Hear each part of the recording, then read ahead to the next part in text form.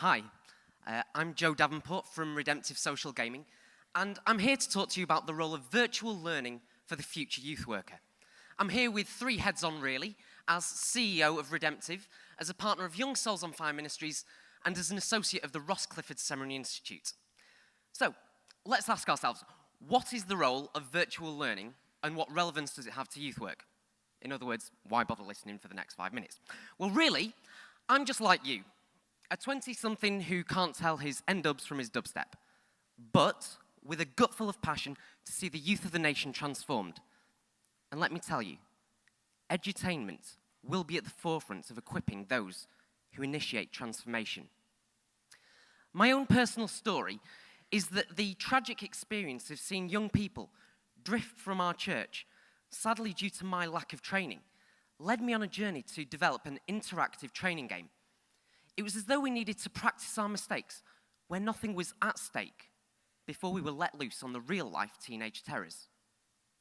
iMerging Church is a discipleship simulation app at the cutting edge of edutainment apps. What's edutainment, I hear you cry?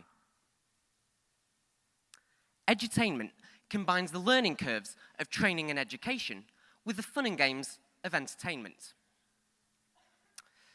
iMerging Church is a game available for download from iTunes, and we're currently in talks with Facebook to option it as an Adobe Flash application. It goes live this December. But what is the premise of iMerging Church? Well, imagine a virtual youth group comprised of technology, as opposed to real-life flesh and blood. In every other way, they still have the tantrums, the tears, the highs and lows, but with one exception. They're not real. Doesn't matter whether you mess up, because at the end of the day, it's just a game. This ensures that sloppy youth work has no lasting damaging effect on anything other than your phone bill. No mess, no tears, no accountability. It's perfect for the person unsuited to youth work recognize that they're not up to the job. And the real selling point, no CRB checks required. Anybody can play.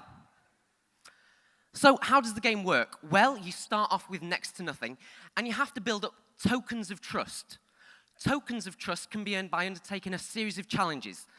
These challenges can range from health and safety, spot the differences, logic problems, Bible quizzes. My own personal favorite is rearranging chairs and furniture to make adequate space for a youth night. So, once you have 5 tokens of trust, you can attend a PCC meeting to run an outreach night. The whole aim of the game is that your group grows, but beware. The more your group grows, the easier it is for your own personal spiritual candles to burn out. The successful gamer will strike the balance between growing the group whilst not burning out. So, that's an overview, but what are some of the finer features? Well, there's sermon survival with 3-point same letter alliteration sermon structures. A snore sound effect lets you know when they've drifted off. You could educate them by mentoring them, or you could entertain them by playing table tennis. You could choose to disciple one of 37 different characters. Chelsea, for example, is a medium to difficult rated character. Left unattended long enough and she develops deep-rooted doubts about her personal sense of self-worth and personal hygiene. A positive reinforcement function needs to be activated to ensure she doesn't harm herself. I'd love to tell you more, but there's literally a giant clock counting me down. So, how can you purchase the app? Well, there are 2 options, a free account supported by adverts, or for a small subscription, you can go for the premium option. The really exciting development is that we've teamed up with the Ross Clifford Seminary Institute for New South Wales to deliver NQT youth worker status. At present, the NQT status is only recognised in Sydney, Wollongong and New Zealand, but the vision is for Oak Cliff to accredit it as a national diploma in virtual youth work by September 2012.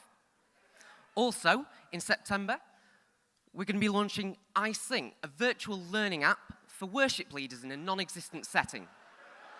Look out for that. So in conclusion, why choose to learn virtually? Well, simply put, it's easier, cheaper, and more convenient than spending 3 years at Bible college. I'd like to leave you with a quote from Marshall McLuhan, and it's this. Anyone who tries to make a distinction between education and entertainment doesn't know the first thing about either. That, friends, is the heart of edutainment. Thank you.